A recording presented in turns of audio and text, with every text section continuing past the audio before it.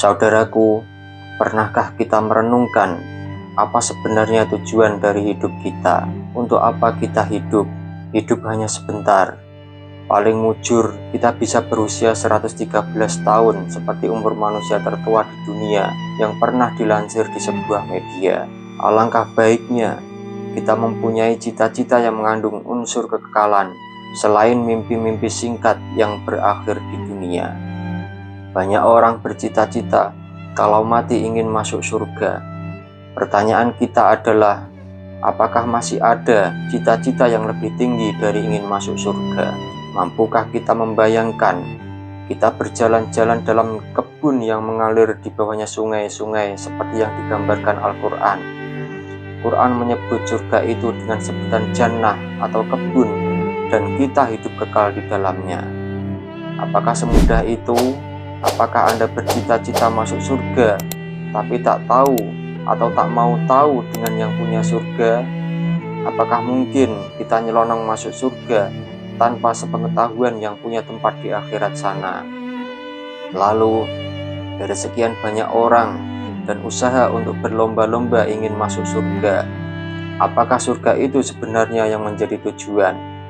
Saudaraku, surga itu hanyalah permen bagi anak kecil agar mau disuruh.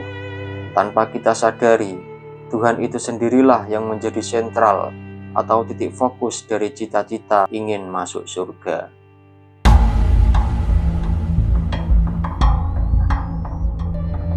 Pernahkah kamu menatap diri di cermin, lalu bertanya diam-diam, siapa aku sebenarnya?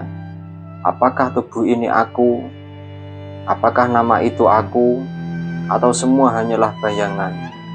Jika Allah adalah cahaya dari segala cahaya, maka siapakah kita? Ini bukan tentang teori, ini tentang engkau yang mencari dan yang selalu rindu ingin pulang. Duduklah sejenak, heninglah bersama hatimu, karena mungkin jawaban yang kau cari telah lama bersemayam di dalam dirimu sendiri.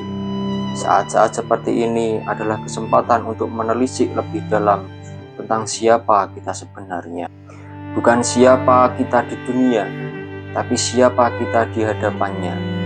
Di tengah sunyinya malam dan ribuan pertanyaan yang tak mampu dijawab oleh dunia, ada satu pertanyaan yang diam-diam mengetuk jiwa. Siapa aku sebenarnya, dan siapa aku di matanya?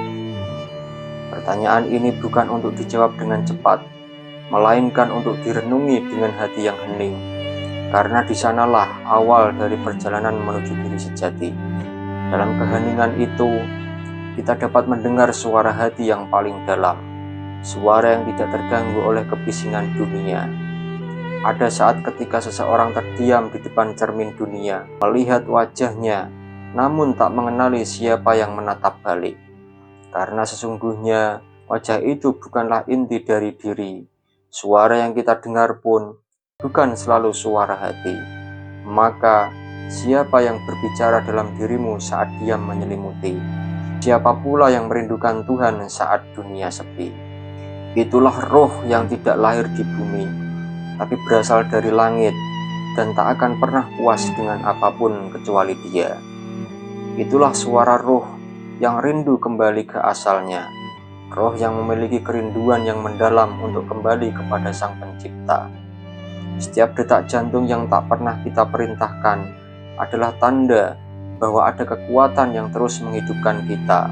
Walau sering kita abaikan, kekuatan itulah yang patut dikenali, disyukuri, dan juga dicintai. Dalam satu ayat agung, Allah menyatakan bahwa Dia meniupkan rohnya ke dalam manusia. Pernyataan ini bukan sekedar puisi spiritual, tapi sebuah kebenaran yang membuka tabir identitas sejati kita. Kita adalah makhluk yang memiliki roh yang berasal dari Allah, dan roh itu adalah cerminan dari sifat-sifat Allah. Mari kita renungkan pertanyaan itu lagi. Siapa kita sebenarnya? Siapa kita di mata Allah? Semoga dalam keheningan dan kerinduan, kita dapat menemukan jawaban yang kita cari.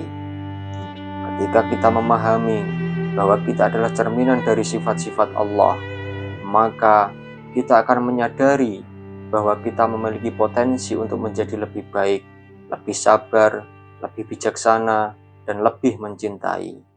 Kita akan menyadari bahwa kita memiliki kemampuan untuk memancarkan cahaya Allah di dunia ini, dan bahwa kita memiliki tanggung jawab untuk menjadi wakil Allah di bumi.